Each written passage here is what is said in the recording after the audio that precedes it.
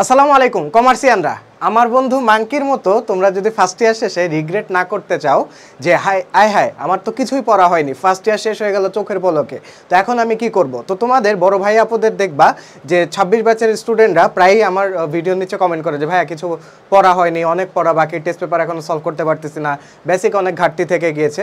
তো তাদের থেকে শিক্ষা নিয়ে তোমরা যদি তোমাদের কলেজ লাইফের শুরু থেকে এগিয়ে থাকতে চাও তাহলে তোমাদের কয়েকটা কাজ করলে তোমরা অনেকের থেকে এগিয়ে থাকতে পারবে। তো চলো আজকে আমরা পড়াশোনার বিষয়ে কথা বলবো, প্লাস ডিসিপ্লিনের ব্যাপারে কথা বলবো, যেটা নর্মালি এই ব্যাপারটা নিয়ে সচরাচর আলোচনা হয় না। তো প্রথমে আমি যে কাজটা করতাম, আমার কলেজ লাইফটা একটু সংক্ষেপে বর্ণনা করি। আমি নটরডেম কলেজের স্টুডেন্ট ছিলাম। তো আমার বাসা থেকে মতিঝিল যেতে প্রায় তখন 3 থেকে 3.5 ঘন্টার একটা মামলা ছিল। হ্যাঁ, দেখা যেত একবার ঘুম দিলে আমি বাংলা মোটরের জ্যামে আসি, আর একটা ঘুম দিলে আমি শাহবাগের জ্যামে আসি, আর একটা ঘুম দিলে আমি শাপলা চত্বরে আসি। তো মোটামুটি কাঁথা বালিশ নিয়ে গেলেও কোনো সমস্যা ছিল না, এত টাইম আমার লস হতো জাস্ট জ্যামে। তো ফার্স্ট ইয়ারটা আমার এভাবেই কেটে গেল। তো সেকেন্ড ইয়ারে এসে আমি রিয়েলাইজ করলাম যে আমার বড় একটা সময় চলে গেছে জ্যামের মধ্যে। তো জ্যামের মধ্যে আমি পড়াটা ইউটিলাইজ করতে পারতাম না, আমি জাস্ট ঘুমিয়ে ঘুমিয়ে পার করে দিতাম। আর কলেজেও দেখা যেত ওইভাবে ফোকাস আমার আসতো না। তো আমি সেকেন্ড ইয়ারে আমার মধ্যে একটা ড্রাস্টিক চেঞ্জ আনি। এই চেঞ্জটা কিন্তু পড়ালেখার বিষয় ছিল না, পড়ালেখার থেকেও সবথেকে গুরুত্বপূর্ণ চেঞ্জ ছিল আমার ডিসিপ্লিনে ব্যাক করা। তো আমি যখন কলেজের সেকেন্ড ইয়ারে আমি পাড়া দিলাম, তখন আমি নিজের মধ্যে কিছু অভ্যাসগত পরিবর্তন আনি। এই যে আমার বাসে একটা বিরাট টাইম চলে যেত, ওই টাইমটা আমরা শুরুর দিকে আমি পড়াশোনার মাধ্যমে, অর্থাৎ যেই বিষয়গুলো আমার বোঝার কিছু নেই, জাস্ট মুখস্থ জিনিস, যেমন ম্যানেজমেন্ট, মার্কেটিং, এই সাবজেক্টগুলো আমি বাসে পড়তে যেতাম, বাসে পড়তে আসতাম। হ্যাঁ, তারপরে আমি হোস্টেলে উঠে যাই। হোস্টেলে ওঠার পরে তারপরে আমি ওখান থেকে পড়াশোনাটা কন্টিনিউ করি। তো আমার সেকেন্ড ইয়ারে একটা গুরুত্বপূর্ণ অভ্যাস যেটা আমার কাজে দিয়েছে, এটা হচ্ছে বই ও খাতা গুছিয়ে রাখা। এখন গুছিয়ে রাখা বলতে কি বোঝাচ্ছি, তো নর্মালি আমরা যে কাজটা করি, আমরা কলেজে যাই, ক্লাস নোটের ব্যাপারে উদাসীন থাকি। তো ধরো অ্যাকাউন্টিংয়ের একটা টিচার, তোমার যে ক্লাস টিচার আছে, উনি 21 নম্বর উদাহরণ থেকে একটা ম্যাথ করালো। তো 21 নম্বর উদাহরণ থেকে ম্যাথ করালো, তুমিও ম্যাথ করলা, কিন্তু এটা যে 21 নম্বর উদাহরণের ম্যাথ, এটা কত নম্বর পেজে আছে, কোন বই থেকে পড়াইছে, এই জিনিসগুলো কিন্তু তোমার নোটে ছিল না।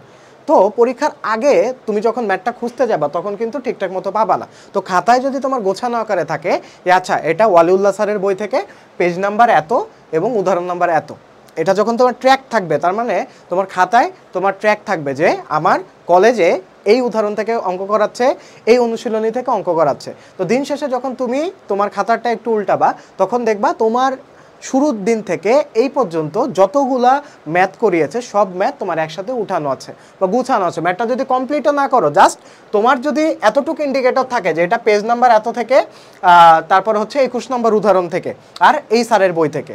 ও তোমার কলেজের কিন্তু আলাদা একটা বুক লিস্ট দিবে। তো কলেজের বুক লিস্টটা অবশ্যই কিনবা। কলেজের যতগুলো বুক তোমার কিনতে বলবে, প্রত্যেকটা বুক লিস্ট ওয়াইজ তুমি বইটি কিনে ফেলবা, বইগুলো কিনে ফেলবা। তো ওই বইগুলো কিন্তু মাস্ট তোমার কলেজের লেকচারে ফলো করবে।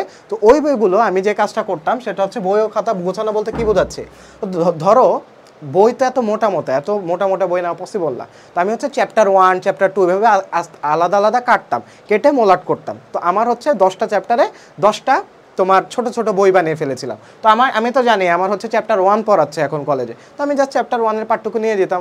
এভাবে আমার ব্যাগও হালকা হয়ে যেত আর আমার টাইমে ইউটিলাইজ করতে পারতাম খুব ভালো মতো। তো তোমরা বই এবং খাতা আলাদা রাখবে, এবং যেই সাবজেক্টের খাতা, অর্থাৎ অ্যাকাউন্টিংয়ের খাতা আলাদা রাখবে, ম্যানেজমেন্টের খাতা আলাদা রাখবে, কলেজের ক্লাস লেকচারের খাতা আলাদা হবে।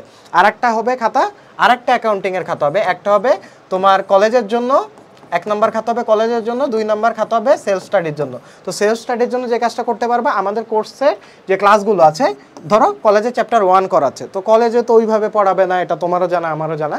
তো চ্যাপ্টার 1 তুমি যতটুকু পড়ালো ততটুকু বুঝলা, এসে বাসায় যতটুকু অনুশীলনী সলভ করালো অতটুকু সলভ করলা, করে আমাদের যে কোর্স আছে কোর্সের ক্লাসগুলো করে ফেললা।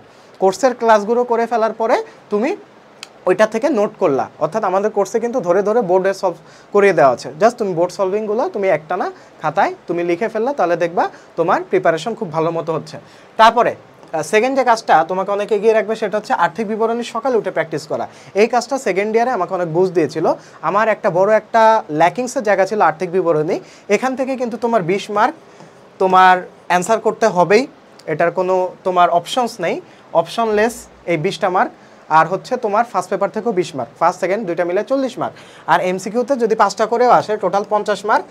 তোমার এই আর্থিক বিবরণীতে। এবং আর্থিক বিবরণীতে ম্যাক্সিমাম স্টুডেন্ট কিন্তু ব্লান্ডার করে এবং টাইমের সাথে কুলায় উঠতে পারে না। তো এটার জন্য আর্থিক বিবরণীতে সবচেয়ে যে জিনিসটা বেশি প্রয়োজন সেটা হচ্ছে তোমার এন্ট্রি চেনা। হ্যাঁ, তোমার যেন একটা এন্ট্রি দেখলে মনে হয় যে এটা কোন সেগমেন্টের আন্ডারে পড়ে, এটা তোমার মনে এসে যায়। ঠিক আছে, যেমন তোমার হচ্ছে আমদানি শুল্ক। আমদানি শুল্ক এটা হচ্ছে প্রত্যক্ষ খরচের মধ্যে পড়ে। এটা কোথায় যায়? আমার হচ্ছে বিক্রিত পণ্যের ব্যয় নির্ণয়ের ক্ষেত্রে লাগে। এই যে আমি আমদানি শুল্ক এটা দেখার সাথে সাথে আমার মাথায় কি ভেসে উঠবে? বিক্রিত পণ্যের ব্যয়। বিক্রিত পণ্যের ব্যয় কিসের মধ্যে? বিশদায় বিবরণীর মধ্যে। তো এইভাবে আমি কিন্তু এগুলো মুখস্থ করিনি। আমি প্রতিদিন সকালে উঠে উঠে জাস্ট আর্থিক বিবরণ যে রুলসগুলো আছে, দফাগুলো আছে, একবার চোখ বুলাই যেতাম। তুমি কি কখনো তোমার ফোন নম্বর মুখস্থ করেছো? করোনি। তুমি কি তোমার বাসা থেকে বের হয়ে সামনে যে দোকানটা পড়ে, ধরো হচ্ছে আলামিন জেনারেল স্টোর, দোকানটা পড়ে, এটা তুমি অটোমেটিক তোমার নাম মুখস্থ হয়ে গেছে না? তোমার কি ব্রেনে কোনো প্রেশার দেওয়া লাগছে? আলাদা কোনো প্রেশার দেওয়া লাগেনি, জাস্ট দেখছো প্রতিদিন, তোমার মাথায় সেট হয়ে গেছে। আর্থিক বিবরণীটাও এরকম, যে যতগুলো এন্ট্রি আছে প্রতিদিন যদি সকালে উঠে দেখো, এন্ট্রিগুলো একটা করে ম্যাথ দেখো, তোমার অটোমেটিক ব্রেনে সেট হয়ে যাবে কোনটা কোন সেগমেন্টের মধ্যে পড়ে, কোনটা স্থায়ী সম্পদ, কোনটা চলতি সম্পদ, কোনটা মালিকানা সত্ত্ব, কোনটা চলতি দায়, কোনটা স্থায়ী দায়। এই জিনিসগুলো তোমার ব্রেনের মধ্যে অটোমেটিক সেট হয়ে যাবে। ঠিক আছে, তো আর্থিক বিবরণী রেগুলার সকালে উঠে প্র্যাকটিস করবা। সকালে উঠে প্র্যাকটিস করার কথা এজন্য বলছি, কারণ ঘুম থেকে উঠে মানুষের মাইন্ড সব থেকে বেশি ক্লিয়ার থাকে এবং মানুষের মনোযোগ সব থেকে বেশি থাকে ঘুম থেকে ওঠার পর। তাই সকালে উঠে আর্থিক বিবরণীটা প্র্যাকটিস করবা। 3 নম্বর পয়েন্টটা হচ্ছে আমার জীবনমুখী পয়েন্ট, এটা হচ্ছে ক্লাব এবং প্রাইভেট, এই দুটো অবশ্যই বাবারা ব্যালেন্স করতে হবে। হ্যাঁ, তো আমার নটরডেমের ডালহাসের গলিতে অভিজ্ঞতা আছে যে প্রাইভেট পড়তে যাওয়ার সময় আসার সময় আমরা অনেকগুলো আমরা হচ্ছে অনেক টাইম ওয়েস্ট করতাম আর কি। তারপর হচ্ছে ক্লাব অ্যাক্টিভিটিসে জান প্রাণ লাগাই দিতে দেখতেছি আমার ফার্স্ট ইয়ার শেষ হয়ে গেছে। তো সেকেন্ড ইয়ারে আমি কাম ব্যাক দিছি মোটামুটি। তো অনেকে মনে করো ক্লাবের প্রতি এত ডেডিকেটেড, প্রাইভেটের প্রতি এত ডেডিকেটেড, প্রাইভেট পড়তে মনে করো প্রাইভেট পরে হচ্ছে সর্বসাকুল্যে 30 মিনিট, বাকি 30 মিনিট হয় গল্প, আর 1 ঘন্টা দেয় আড্ডা যাওয়ার আগে, আর 1 ঘন্টা হচ্ছে আসার সময়, টোটাল 3 ঘন্টা তোমার গায়েব হয়ে যায়। তো আমার পার্সোনাল সাজেশন থাকবে সেলফ স্টাডিতে সবথেকে বেশি টাইম দাও, কোর্সের ক্লাসগুলো করে ফেলো, প্লাস নিজে বসে বসে নোট করো। এটা তোমার সবথেকে বেশি কাজে দিবে, সবথেকে বেশি উপকারে দিবে। ঠিক আছে, কলেজের পড়াশোনা বলো, প্রাইভেটের পড়াশোনা বলো, কোথাও ওইভাবে এফিশিয়েন্টভাবে তুমি পড়াটা কমপ্লিট করতে পারবা না। তারপর হচ্ছে রুটিন করবো অবশ্যই। রুটিনে অনেক কমার্স স্টুডেন্টদের আমি অদ্ভুতভাবে 6 বছর পড়াচ্ছি, আবার কিছু স্টুডেন্ট আছে সে রুটিনে লেখে সকালে উঠে প্রার্থনা করবে। আচ্ছা, প্রার্থনা করবে ভালো কথা, এটা রুটিনে থাকে। সে 5টা থেকে 5:30টার মধ্যে প্রার্থনা করবে। তারপরে সে 6টার দিকে সে হচ্ছে কি করবে? সে 6টার দিকে হচ্ছে সে বাংলা পড়বে। হ্যাঁ, বাংলা পড়বে এবং 6:15-র দিকে সে হাত মুখ ধুবে। ধরো এরকম অদ্ভুত জিনিস রুটিনে থাকে। তো এই টাইপের রুটিন তোমরা ফলো করবে না। রুটিনে থাকবে টার্গেট বেসিস, যে আজকের দিনে আমি 2টা চ্যাপ্টার কমপ্লিট করবো, আজকের দিনে 3টা চ্যাপ্টার কমপ্লিট করবো। কোথা থেকে কমপ্লিট করব? কলেজ আছে, প্রাইভেট আছে, আজকে দাওয়াত আছে, আজকে আমার বন্ধুর বিয়ে, আজকে বান্ধবী মারা গেছে, কোনো কিছু নেই বোদার্ট হওয়ার কোনো তোমার কারণ নেই। তোমার জাস্ট টার্গেট বেসিস থাকবে যে আজকে আমার কলেজে চ্যাপ্টার 1 কমপ্লিট করেছে, তার মানে আমার আজকে চ্যাপ্টার 1টা কমপ্লিট করতে হবে এট এনি কস্ট। এটা হচ্ছে আমার আজকে টার্গেট, এটা হচ্ছে আজকের আমার রুটিন। চ্যাপ্টার 1 আমি কমপ্লিট করব। ওকে, তো আমি হচ্ছে কলেজ থেকে চ্যাপ্টার 1 লেকচার নিয়ে আসলাম, হালকা কনসেপ্ট নিয়ে আসলাম, বাসায় এসে আমি কোর্সের ক্লাস করলাম, কোর্সের ক্লাস করে আমি বোর্ড সলভ করলাম। ওকে, তারপর হচ্ছে আমি নিজে কয়েকটা এক্সাম দিলাম, বাস চ্যাপ্টার 1 কমপ্লিট। এখন তুমি খাও, ঘুমাও, ইয়া করো, হাত মুখ ধো, তারপরে হচ্ছে পাবজি খেলো, তোমার উপর, সমস্যা নাই। ঠিক আছে, আপ টু ইউ। তো এই কয়েকটা জিনিস যদি তুমি ব্যালেন্স করতে পারো, তাহলে কলেজ লাইফের শুরু থেকে তোমার সিরিয়াসনেসটা চলে আসবে, ডিসিপ্লিনটা চলে আসবে। সেকেন্ড ইয়ারে যে আমার মতো সাফার করবে না। আমিও তোমার একই রোগের রোগী দেখেই তোমাদেরকে ভালো মতো আমি পরামর্শ দিতে পারছি বা অ্যাডভাইস দিতে পারছি, কারণ আমিও ফার্স্ট ইয়ারে ওই যে হেলাফেলা করে কাটাইছি। পরে হচ্ছে আমার ঘাস কাটা লাগছিল, বেঞ্চ ঘষা লাগছিল। নটরডেমের হচ্ছে পানিশমেন্টের একটা ওয়ে হচ্ছে তোমার যত পার্সেন্ট অ্যাটেন্ডেন্স গ্যাপ থাকবে তত পার্সেন্ট তোমার কাজ, তত ঘন্টা কাজ করতে হবে। আমার 7% অ্যাটেন্ডেন্স গ্যাপ ছিল, আমি 3 দিন যে 2 আর হচ্ছে 3 এভাবে তোমার ঘন্টা বেসিসে কাজ করে দিয়ে আসছি বা কামলা দিয়ে আসছি ফ্রিতে। তো আমার যারা জুনিয়র, যারা কলেজের স্টুডেন্ট, যারা জুনিয়র আসো, বাবা এই ফাঁদে পাড়া দিও না, অ্যাটেন্ডেন্সটা ঠিক রেখো। আর যদি অ্যাটেন্ডেন্সটা ঠিক রাখো, তুমি 100% অ্যাটেন্ডেন্সের আলাদা একটা সার্টিফিকেট পাবে এবং ওই সার্টিফিকেটের ভ্যালু অনেক। তো আজকের ভিডিও এই পর্যন্তই। যারা চ্যানেলে নতুন আছো অবশ্যই সাবস্ক্রাইব করতে ভুলবে না, এবং কমার্সের যারা নতুন আছো তোমরা অবশ্যই আমাদের চ্যানেলটি তোমার বন্ধুদের মাঝে শেয়ার করে দিবে, আমাদের ভিডিওগুলো শেয়ার করে দিবে।